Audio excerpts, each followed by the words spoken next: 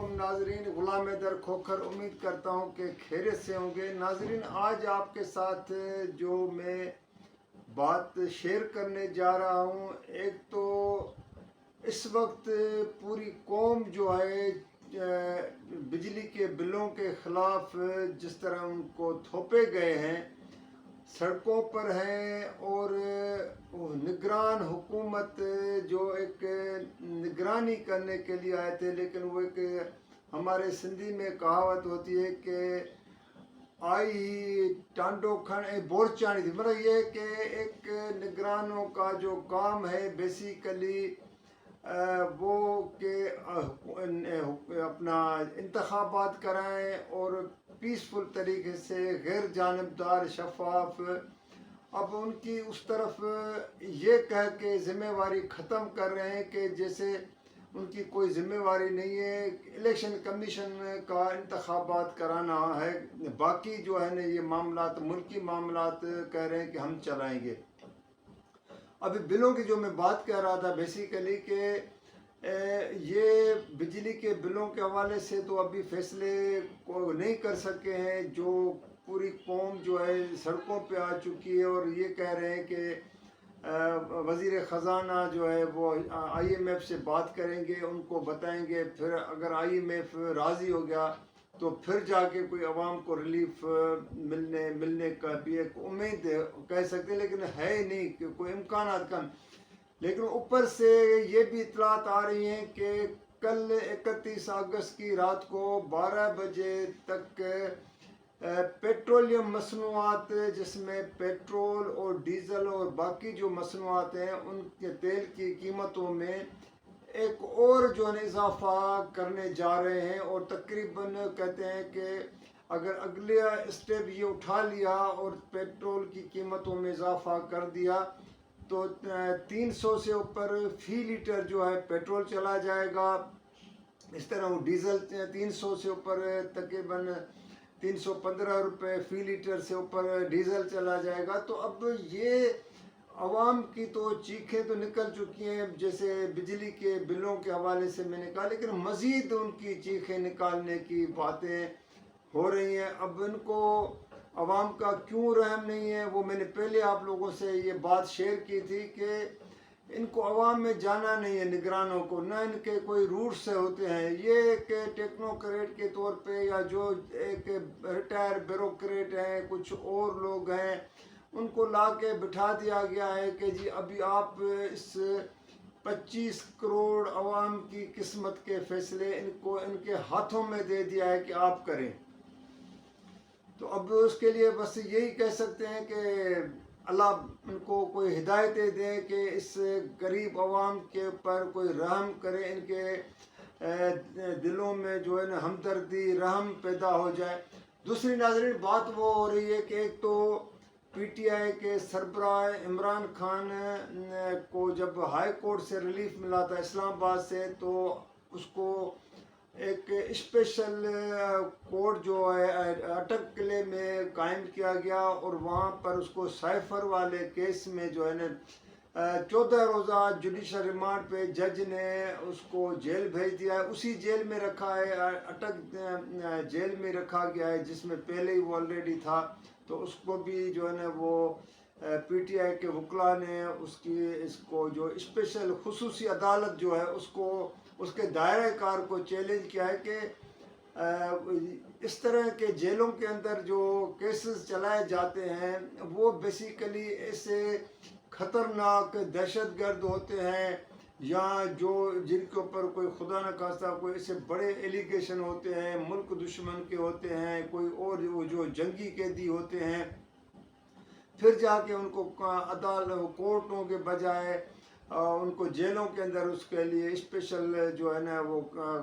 عدالتیں قائم کی جاتی ہیں، خصوصی عدالتیں جہاں پر کیس چلائے جاتے ہیں۔ تو لیکن کیونکہ وہ حکومت، یہ بھی نگران حکومت کا فیصلہ ہے کہ جی لا اینڈ آرڈر کی صورتحال، اب عمران خان کے لیے کتنی لا اینڈ آرڈر کے امن امان کی صورتحال خراب ہو سکتی ہے اگر اس کو عدالتوں میں لا کر پیش کیا جاتا۔ تو اب دیکھنا ہے کہ اس کا بھی ہائی کورٹ اسلام آباد میں چیلنج کیا گیا ہے، اور اوپر سے عدالتیں لیکن دوسری جانب یہ ایک اطلاع، اب میں اس کی کنفرمیشن نہیں کر رہا ہوں کیونکہ میرے پاس اس طرح کی کوئی اس چیز کا پروف نہیں ہے، نہ میرے کسی سے بات ہوئی ہے، لیکن جو سنی سنائی باتوں پہ کہ پیپلز پارٹی اور پی ٹی آئی کے درمیان کوئی قربتیں بڑھنے کی باتیں ہو رہی ہیں۔ اب یہ قربتیں اچانک اگر شروع ہوئی ہیں یا کہاں سے شروع، کس نے کرائی ہیں، کون سی ایسے لوگ ہیں جو دو پارٹیز کے درمیان، یہ تو ایک ہوتا ہے کہ جیسے آگ اور پانی کو اکٹھے کرنے کی بات ہوتی ہے، کیونکہ پیپلز پارٹی کا جو 16 ماہ کے دوران ظاہر پی ڈی ایم کی حکومت کا حصہ تھے اور عمران خان کے خلاف تھے، عمران خان کو ہٹایا گیا تھا عدم اعتماد کے ذریعے، اور اس میں پیپلز پارٹی آپ کو پتہ ہے کہ پیش تھی، بلکہ یہاں تک کہ جو پی ٹی آئی کے منحرف ارکان ہیں ان کو سندھ ہاؤس میں رکھا گیا تھا۔ تو کیا یہ بھی سوال ایک جنم لیتا ہے کہ پی ٹی آئی کی قیادت یا ان کے باقی رہنما پیپلز پارٹی سے کوئی اس طرح کا مستقبل میں بات کر رہا ہوں، مستقبل کے حوالے سے، انتخابات کے حوالے سے کوئی اتحاد بن سکتا ہے؟ ویسے تو سیاسی پارٹیوں میں کتنی بھی بڑی ایک دوسرے کے خلاف زبان استعمال کی گئی ہو، لیکن وہ پھر مفاہمت تو ہو جاتی ہے۔ پیپلز پارٹی نواز لیگ کا اس حوالے سے آپ کے سامنے ہے کہ کس حد تک ایک دوسرے کے خلاف زبان استعمال کرتے رہے، بلکہ یہاں تک کہ نواز لیگ نے اب نواز شریف کے اپنے دور میں 97 میں آصف زرداری کی تو زبان کاٹ دی گئی تھی جیل کے، تو اس کے باوجود اگر ان پارٹیوں میں مفاہمت ہو سکتی ہے تو یہاں پر بھی ہو سکتا ہے، کسی امکان کو رد نہیں کر سکتے ہیں۔ لیکن کیا یہ پارٹیاں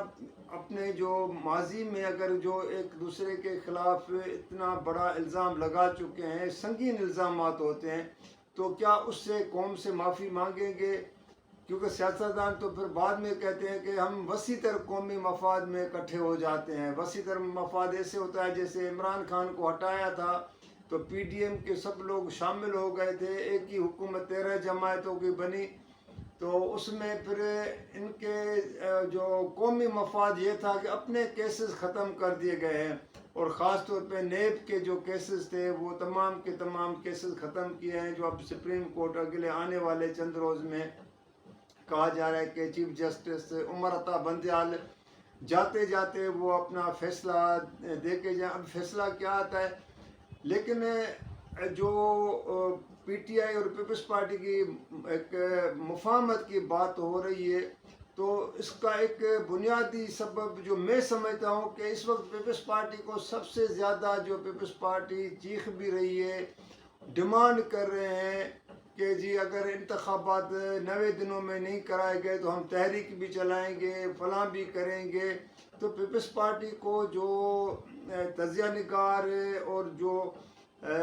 بعض حلقے جو ہیں یہ بتا رہے ہیں کہ پیپلز پارٹی کے اندر خاص طور پہ سندھ میں جو ہے نا، کیونکہ کرپشن کا تو 15 سال سے پیپلز پارٹی اقتدار میں رہی ہے اور ان کے اوپر انگلیاں بچے کی زبان پہ بھی جو ہے نا یہ بات عام تھی کہ کرپشن بڑے پیمانے پہ کی گئی۔ اب تو نام بھی جو منظر یہاں پہ آنا شروع ہو گئے ہیں،